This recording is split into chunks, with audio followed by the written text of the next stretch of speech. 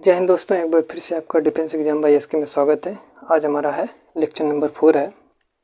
और कल लेक्चर आपका नहीं आ पाया था कुछ एरर की वजह से, ठीक ना।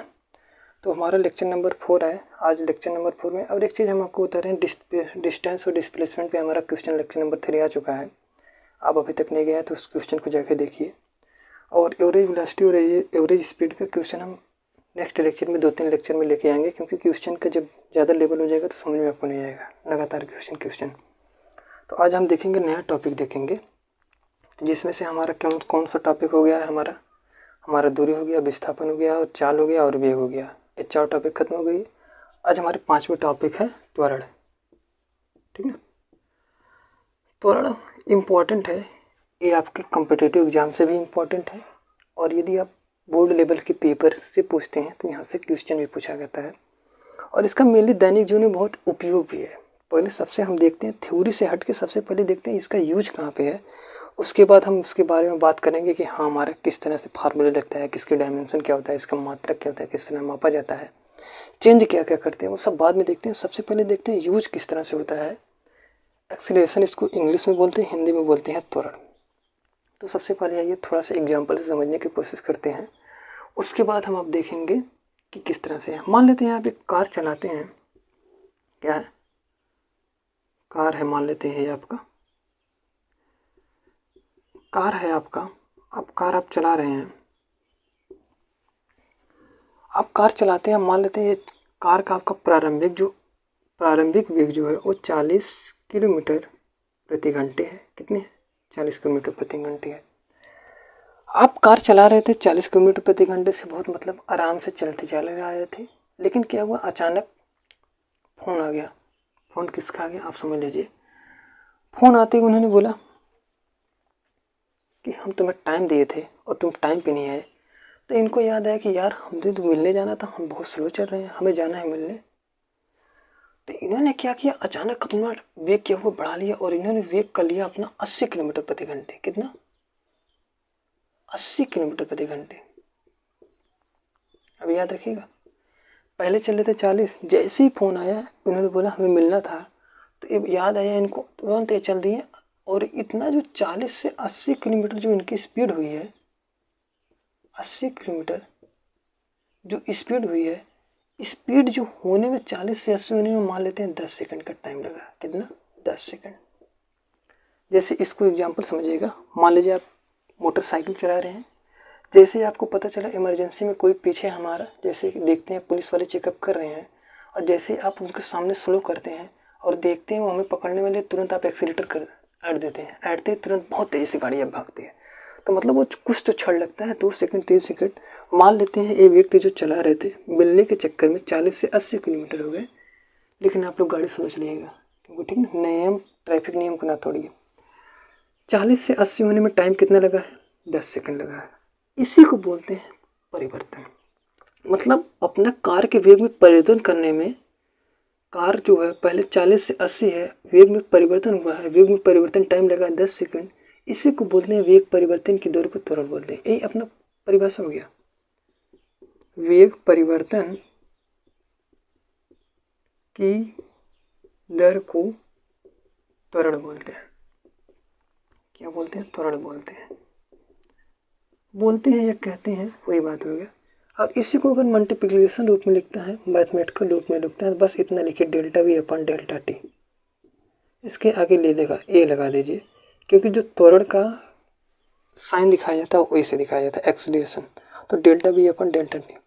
वेग परिवर्तन की दर को याद रखिए। वेग परिवर्तन की दर को क्या बोलते हैं, त्वरण बोलते हैं। वेग परिवर्तन की दर को क्या बोलेंगे, त्वरण बोलेंगे। इतना समझ में आ गया। इसी तरह से वेग परिवर्तन होता रहेगा और आगे बहुत सारे ऐसे क्वेश्चन आएंगे। कहीं डायरेक्शन चेंज हो जाएगा तो डायरेक्शन से क्वेश्चन आएंगे। इसमें मेनली आपको समझ में आ रहा है किस तरह से हो रहा है, फील कुछ हो रहा है। बस यही है, जो स्पीड आप तेज करते हैं, एक्सीलेटर जो ऐडते हैं, उसी का नाम है एक्सीलरेशन बोलते हैं। फिजिक्स में आप बोलते हैं एक्सीलेटर, वही आपका त्वरण है। अब आगे देखते हैं, वेग परिवर्तन तो हो गया। याद रखिएगा, वेग परिवर्तन की दर शब्द आएगा, रेट। जब तक दर शब्द नहीं आएगा तब तक लिए आप एक्सीलरेशन नहीं खा सकते। अब देखिए, अब जैसे ही त्वरण जैसे ही हम बोलते हैं एक्सीलेटर करेंगे तो आप एक्सीलेटर पे मान लेते हैं 4 व्हीलर चल रहे हैं तो एक्सीलेटर क्या करते हैं, प्रेस करते हैं, बाह्य बल लगाते हैं। जैसे ही बाह्य बल लगाते हैं गाड़ी की स्पीड 40 से होगी 80। इसी तरह मोटरसाइकिल में हाथ से जैसे ही एक्सीलेटर मैनुअल करते हैं बाह्य मतलब कारण तो त्वरण उत्पन्न करने के लिए बाह्य बल की आवश्यकता पड़ेगी। बिना बाह्य बल जब तक नहीं लगाएंगे वेग में परिवर्तन होगा ही नहीं। जैसे आप कार को प्रेस करेंगे नहीं एक्सीलेटर को, गाड़ी आपकी 40 से 80 होगी ही नहीं। आप गाड़ी चला रहे हैं, आप एक्सीलेटर को ऐंठेंगे ही नहीं तो वेग में परिवर्तन होगा नहीं। बाह्य बल नहीं लगाएंगे तो वेग परिवर्तन नहीं होगा। कहने का मतलब वेग परिवर्तन होने के लिए आपको बाह्य बल लगाने की आवश्यकता पड़ती है। और देखिए कभी कभी क्या होता है, बाह्य बल लगाते हैं। अब देखिएगा ये फार्मूला देख रहे हैं, इतना समझ में आ रहा है बाह्य बल लगाने से क्या क्या होता है उसको देखिएगा। अगर लिखना हो तो वेग परिवर्तन के दर लिख लीजिए और हम आगे इसको फार्मूले को ड्राइव करते हैं, क्योंकि फार्मूला बहुत बड़ा नहीं, इस पर जो क्वेश्चन पूछता है वो इंपॉर्टेंट है, ठीक ना। बस छोटे छोटे फार्मूले और डायमेंशन यूनिट सब देख लेते हैं, मात्रक किस तरह से होता है उसके बारे में देखते हैं, ठीक ना। तो चलिए मिटाते हैं, उसके बाद हम आते हैं इसके डायमेंशन के बारे में, ठीक ना। अब देखिएगा त्वरण के बारे में सबसे जो फार्मूला सबसे विचलित है, ए बराबर होता है delta B upon delta T. ये तो फार्मूला है।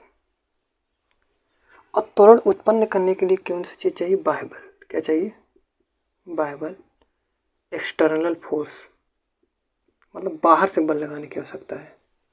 एक्सटर्नल है ना कि इंटरनल, ठीक ना। एक्सटर्नल बाह्य बल लगाएंगे, जब बाह्य बल लगाएंगे तो आपके वेग में परिवर्तन होगा, वेग में परिवर्तन होगा तो आपका त्वरण उत्पन्न हो जाएगा। एक आपका फार्मूला होता है, ये बराबर होता है अंतिम वेग माइनस प्रारंभिक वेग अपॉन टी। और ये फार्मूला आपका इम्पॉर्टेंट है। ये फार्मूला एक बार आपको फिर पढ़ाया जाएगा जब न्यूटन के गति का नियम पढ़ाया जाएगा। क्या, गति के समीकरण पढ़ाया जाएगा। यही फार्मूला है, आपको याद होगा, यदि याद हो या ना हो आपको बताया जाएगा।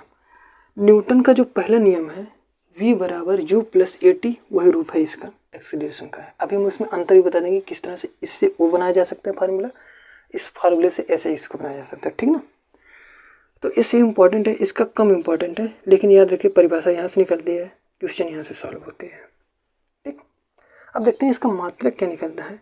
अब इसका मात्रक होता है मीटर प्रति सेकंड बटे सेकंड। वेग का फार्मूला क्या होता है, मीटर पर सेकंड और हो गया सेकंड, इसका मिलकर हो जाता है मीटर प्रति सेकंड स्क्वायर। तो त्वरण का मात्रक क्या हो जाएगा, त्वरण का मात्रक हो जाएगा मीटर पर सेकंड स्क्वायर। अगर डायमेंशन निकालना चाहेंगे, डायमेंशन जो निकलेगा एल टी माइनस टू निकलेगी। क्या निकलेगी, एल टी माइनस टू। इतना समझ में आ रहा है डायमेंशन किस तरह से निकल रहा है, मात्रक किस तरह से निकल रहा है, इंपॉर्टेंट है, ठीक ना। हाँ, अब देखिए कुछ चीज़ें एक्स्ट्रा है जब क्वेश्चन में पूछे जाएंगे आपको। जैसे एक राशि देता है, याद यहाँ पे देख लीजिए आप, एक राशि देता है, मान लेते हैं x किलोमीटर, कितना, x किलोमीटर। अब x किलोमीटर प्रति घंटे को अगर आप मीटर पर सेकंड में बदलेंगे तो x गुणे 5/18 करने के, कितना, 5/18 तो मीटर पर सेकंड में बदल जाएगा। और यदि कोई संख्या x मीटर प्रति सेकंड में दिया है, मीटर पर सेकंड में दिया है और आपको किलोमीटर प्रति घंटा में बदलना है, x गुणे 18/5 कर दीजिए, कितना, 18/5, तो आपका हो जाएगा किलोमीटर प्रति घंटे। ये मोस्ट इम्पॉर्टेंट है, इसको नोट कर लीजिए, ठीक ना। क्योंकि आपको याद रखिएगा, जैसे बोल देगा एग्जाम्पल समझिएगा, कोई ट्रेन 10 सेकंड में 36 किलोमीटर प्रति घंटे से 72 किलोमीटर प्रति घंटे हो रहा है। 36 से कितना हो रहा है, 72 किलोमीटर प्रति घंटे हो रहा है। टाइम कितना है, 10 सेकंड। अब आपको पूछ लेगा कि त्वरण बताइए, ट्रेन का त्वरण बताइए, 36 से होने में जो 72 हुआ कितना त्वरण लगेगा उसको, ठीक है। तो उसके बारे में अभी देखते हैं क्वेश्चन को। याद रखिएगा इसको इस तरह से बदला जाता है, ठीक। इतनी इसकी थ्योरी है, ठीक। अब देखते हैं कभी कभी इसी से और चीज़ें निकल जाती हैं। जैसे अगर हम बल लगा रहे हैं, बल लगाएंगे, अंतिम वेग बढ़ेगा और प्रारंभिक वेग कम हो जाएगा, तो हमारा क्या हो जाएगा, त्वरण क्या हो जाएगा, पॉजिटिव हो जाएगा। त्वरण क्या हो जाएगा, पॉजिटिव। अगर हम क्या करेंगे, बाह्य बल ना लगाएं, बाह्य बल ना लगाएंगे तो वेग में परिवर्तन नहीं होगा, तो वेग में परिवर्तन नहीं होगा, डेल्टा वी क्या हो जाएगा, जीरो हो जाएगा, डेल्टा वी क्या हो जाएगा, जीरो हो जाएगा। और ये क्या हो जाएगा, नियत, ये क्या हो जाएगा, नियत, या वी भी नियत हो जाता है, ठीक ना।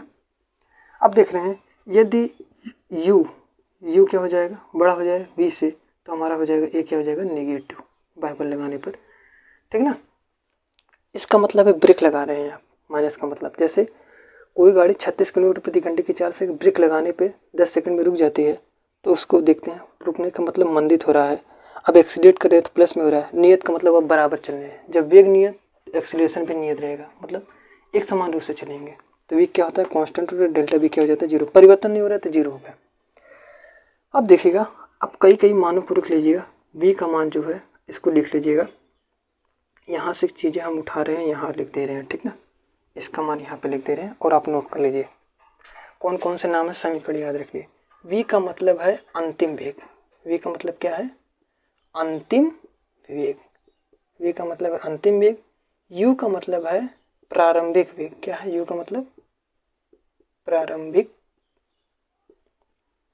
वेग। इतना समझ में आ रहा है? टी का मतलब क्या है? समय। ये सब याद रखिएगा, ठीक है, क्योंकि आपको ये चीज पता रहेगा। अब क्वेश्चन में हम आपको बताएंगे किस तरह से आपको पता करना है, ठीक ना। तो ये पहले नोट करिए, उसके बाद हम चलते हैं क्वेश्चन पे। मेनली इतना इसकी थ्योरी है। बोलता है त्वरण का मतलब है परिवर्तन की दर, किस तरह से परिवर्तन हो रहा है। कोई गाड़ी 36 से 72 हो जा रहा है, उस तरह से परिवर्तन हो रहा है। समय जो लग रहा है ये होता है, एक फार्मूला ये होता है। अभी हम इस फार्मूले से और उस फार्मूले में अंतर बता देते हैं, उसके बाद हम लोग चलते हैं क्वेश्चन, ठीक ना। पहले इतना नोट करिए,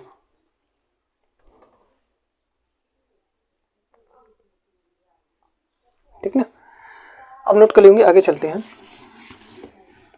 ठीक। अब थोड़ा से हम आपको बता रहे थे गति के समीकरण है उससे और इससे रिलेट करने की कोशिश करते हैं, किस तरह से करते हैं, ठीक ना। जैसे हम बताते हैं जो समीकरण है ए बराबर हमारा है v minus you upon T. ये आपका त्वरण का फार्मूला है। जो न्यूटन का पहला नियम है, v बराबर होता है u प्लस ए टी। अभी हम आपको इसका नाम बताएं। u का मतलब क्या है? प्रारंभिक वेग। v का मतलब है अंतिम वेग। यहाँ भी उसी का नाम है। u का मतलब प्रारंभिक वेग, v का मतलब है अंतिम वेग, t क्या समय, यहाँ भी t समय, ये त्वरण है, यहाँ भी ये त्वरण है, सेम है। अगर हम चाहें तो इस फार्मूले से, अगर हम चाहें, या देखिएगा, अगर हम चाहें तो इस फार्मूले से, त्वरण वाले फार्मूले से इस समीकरण को बना सकते हैं। अगर हम चाहें तो इस समीकरण से ये वाले त्वरण का फार्मूला बना सकते हैं। अब किस तरह से बनाते हैं, इसको हम इस रूप में बदल के दिखाते हैं और इसको इस रूप में बदला के दिखाएंगे। आपको समझ में आएगा न्यूटन का जो गति का पहला समीकरण हो त्वरण से ही रिलेट करता है, ठीक ना। देखिएगा, यदि इसका गुणा इसके साथ करेंगे तो हमारा हो जाता है ए टी, क्योंकि बराबर की चीज़ें और ये बट्टे में है, मतलब भाग है, और बराबर के इस साइड जाते हैं तो चीज़ें क्या हो जाती है? गुणा हो जाती है। ए टी बराबर हो जाएगा v माइनस यू। इतना समझ में आ रहा? अब देखिए, u को इस साइड लेके आ रहे हैं हम। आपको होता है बराबर की चीज़ें यदि इस चिन्ह के साथ पलट जाते हैं, माइनस में तो प्लस में हो जाएगा, तो हमारा हो जाएगा u प्लस ए टी, क्योंकि ये माइनस में था, हो गया प्लस, बराबर v। अब इसी को रूप लेंगे, v बराबर हो जाएगा u प्लस ए टी। ये तो रूप निकला, ये तो बोल रहे हैं समीकरण एक, समीकरण ये तो है v बराबर u प्लस ए टी। अब हम इसको लिखते हैं, इस रूप में तोड़ने की कोशिश करते हैं त्वरण वाले में। करना कुछ नहीं है, u को हमें इस साइड लेके आना है, तो v माइनस यू बराबर ए टी, पहला हो गया। अब हम क्या करते हैं, t को इससे साथ भाग देते हैं क्योंकि ये गुणा में है, तो हमारा a बराबर हो जाएगा v minus you upon T. ये तो हो गया। कहने का मतलब समीकरण एक से हम त्वरण निकाल सकते हैं और त्वरण के फार्मूले से समीकरण एक को बना सकते हैं। इस अंतर समझ में आया? ये दोनों एक ही रूप है, मेकअप कर दिया गया है। मेन क्या है काम? मेकअप कर दिया है। जैसे ब्यूटी पार्लर में जाते हैं, मेन मेकअप का काम क्या होता है? पुरानी दीवार को नई दीवार को कर देना, मेन यही है, पुराना फार्मूले को नए में चेंज कर देना।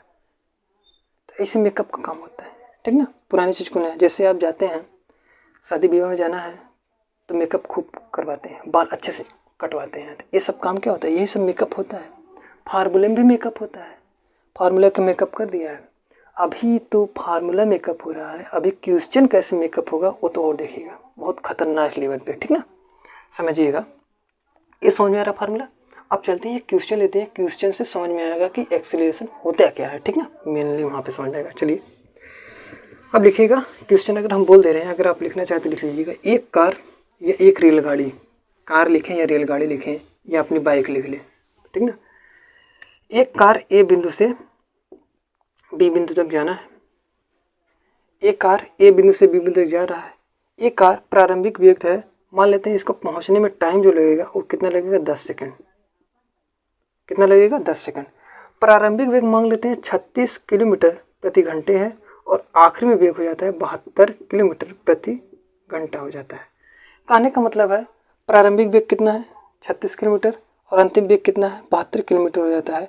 ए से बी तक पहुंचने में टाइम कितना लगता है, 10 सेकंड लगता है। तो बताइए कि रेलगाड़ी या कार या आपकी बाइक में एक्सीलरेशन कितना है, ए का मान कितना है, बस इतना। इसको निकालने के लिए हम यहाँ पे मैनुअली पूरी तरह से निकाल लें और मतलब अभी याद रखिएगा किलोमीटर प्रति घंटे को सबसे पहले मीटर प्रति सेकंड में बदलना है। आपको नियम बताए हैं किलोमीटर वाली चीज़ों को मीटर में कैसे बदलना है, ठीक ना। आप भी ट्राई करते रहिएगा बुक पे, कॉपी में, ठीक ना। अब देखिए यहाँ पे चलते हैं। सबसे पहले हम याद रखेंगे फार्मूला क्या लगेगा। ए बराबर हमारा फार्मूला लगता है v minus you upon T. क्या लगता है, v minus you upon T. अब देखते हैं v कौन सा है, u कौन सा है, ये आपको याद रखना है। जो चलेगा पहले जितने से चलेगा वो होगा प्रारंभिक वेग, तो u कितना हो जाएगा, प्रारंभिक वेग। बोल रहा है कोई गाड़ी 36 किलोमीटर प्रति घंटे से चलना प्रारंभ करती है, तो 36 किलोमीटर प्रारंभ करती है मतलब प्रारंभिक वेग है। 72 किलोमीटर पे जाकर रुक जाती है मतलब ये अंतिम वेग है। तो सबसे पहले अंतिम वेग लिखा जाएगा 72 माइनस 36 बटे टाइम कितना है, टी। टाइम कितना है, 10 सेकंड। आप कहेंगे गुरुजी आप तो सब कुछ कर लिए लेकिन आपने अभी बदला नहीं है किलोमीटर प्रति घंटे को मीटर प्रति सेकंड में। और जो यहाँ पे अंतिम वेग और प्रारंभिक वेग रखा जाता है वो हमेशा मीटर प्रति सेकंड में रखा जाता है। और एक चीज़ टाइम सेकंड में है तो ऊपर वाली चीज़ हमें मीटर प्रति सेकंड में रखा जाएगा, ये भी बोला जाता है, ठीक ना। हम क्या करते हैं सबसे पहले इसको घटा लेते हैं। 72 में से 36 घटाएंगे तो आपका हो जाएगा 36, क्योंकि 36 गुना 72 होता है। 36 बटा 10। एक काम कर लेते हैं 36 को हम यहाँ अलग से लिख लेते हैं। अब 36 किलोमीटर प्रति घंटा है, हम इसको क्या कहते हैं बदलते हैं मीटर पर सेकंड में। तो हम मीटर पर सेकंड में आपको बताए हैं 36 गुणे 5/18 कर दीजिए। 18 दूनी 36 और 2 पंचे 10, मतलब 10 मीटर पर सेकंड बोले या 36 किलोमीटर प्रति सेकंड बोले, दोनों का कहने का मतलब सेम है, रूप बदल गया है, ठीक ना, ये भी मेकअप हो गया है। अब देखते हैं हम यहाँ पे लिख देते हैं 36 का लिख दें कितने, 36 के जगह लिख देते हैं ए बराबर हमारा आएगा 36 हो जाएगा 10/10। देखिए ए वाला रूप बदल के किलोमीटर को हम कर दिए मीटर पर सेकंड में, नहीं तो कहेंगे 10 कितना है, इसको काटेंगे तो आपको हो जाएगा 1 मीटर प्रति सेकंड स्क्वायर, ठीक ना। अब देखिएगा मीटर पर सेकंड स्क्वायर कहाँ से आएगा, ए इसका मात्रक होता है, त्वरण को किस में नापा जाता है, मीटर पर सेकंड में नापा जाता है। यहाँ से पता चल गया। यहाँ से आपका एक्सीलरेशन को कैसे चेंज किया गया है, किलोमीटर प्रति सेकंड को किलोमीटर प्रति घंटे को मीटर पर सेकंड में यहाँ से बदला गया है। ऊपर वाली चीज किलोमीटर प्रति घंटे में, इसको मीटर पर सेकंड में चेंज करके यहाँ पे रखा गया, बस इतना याद रखिएगा, ठीक ना। अब देखिए ये तो क्वेश्चन हो गया क्वेश्चन नंबर 1 कर लीजिएगा, ठीक। अब देखते हैं क्वेश्चन नंबर 2 देखते हैं और थोड़ा सा लाजवाब वाला देखते हैं, ठीक ना। थोड़ा सा लाजवाब वाला लगाएं क्या, डायरेक्शन वाला क्वेश्चन बहुत तगड़ा होता है, ठीक ना। उसको कल देखते हैं क्योंकि वो बहुत इंपॉर्टेंट उसमें ज़्यादा होता है। एक लगाते हैं, देखना। अब देखते हैं, मान लेते हैं, अब देखिएगा एक कार लिखिए, दूसरा नंबर क्वेश्चन लिखिए, क्वेश्चन नंबर 2। क्वेश्चन नंबर 2 बोल रहा है कि एक कार है, प्रारंभिक वेग कितना है, 36 किलोमीटर प्रति घंटे की चाल से चल रहा है, 36 किलोमीटर प्रति घंटे के वेग से चल रहा है, कितने से 36 किलोमीटर, और ब्रेक लगाने पर 10 सेकंड बाद रुक जाता है। ब्रेक लगाने पर क्या होता है, 10 सेकंड बाद रुक जाता है, शब्द है रुक जाता है। जैसे ही शब्द आया रुक जाता है, इसका मतलब है कि अंतिम वेग v क्या है, 0 है। ब्रेक लगा दी है, ब्रेक लगाने की गाड़ी रुक गई है। प्रारंभ में कितना था, 36 किलोमीटर प्रति घंटे से 10 सेकंड में जैसे ही आप ब्रेक लगाते हैं 10 सेकंड बाद क्या होती है, गाड़ी आपकी रुक जाती है, तो मतलब अंतिम वेग 0 है।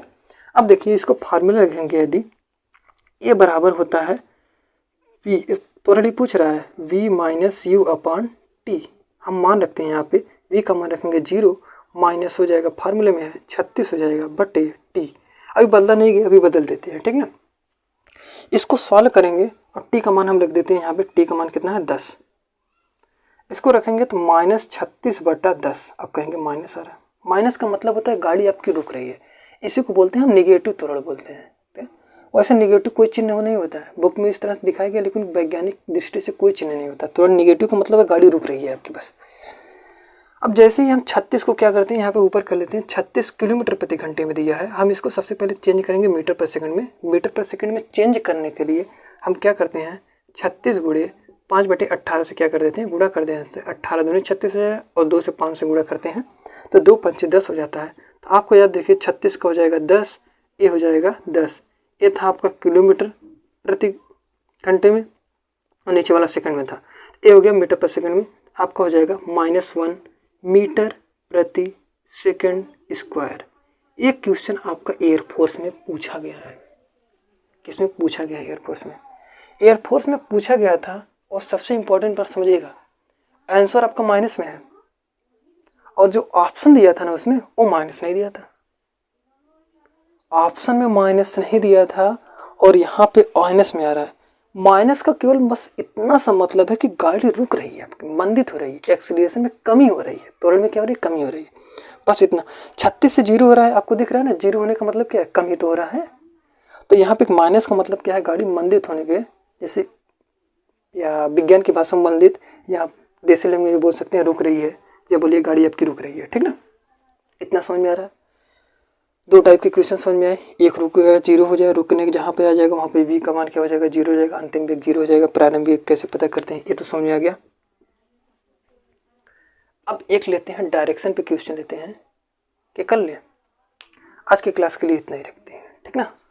और अगली क्लास में आपको डायरेक्शन से क्वेश्चन दिया जाएगा। डायरेक्शन किससे, डायरेक्शन से। हाँ,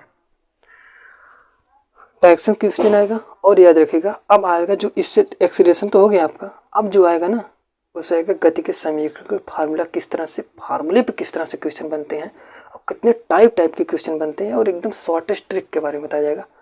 यदि आप डिफेंस की तैयारी करते हैं या यूपी बोर्ड, किसी भी बोर्ड की आप तैयारी करते हैं, और खासकर मेनली यूपी बोर्ड और डिफेंस के किसी भी लेवल की तैयारी करते हैं, एनडीए हो गया, एयरफोर्स हो गया, नेवी हो गया, कोस्ट गार्ड, आप किसी भी तैयारी करते हैं तो आपके लिए बेनिफिशियल होगा। और ये आपका क्वेश्चन इस लेवल पे पूछा गया है एक्सीलरेशन से, ठीक ना। और 2 टाइप होता है, एक तो एक हो गया रुका हुआ, एक होता है जो अंतिम वेग प्लस में लिखते हैं, माइनस में अंतर पूछता है। डायरेक्शन से 2 क्वेश्चन पूछते हैं, 2 टाइप के, उसको कल देखेंगे। तो आज के लिए क्लास इतना ही। जय हिंद।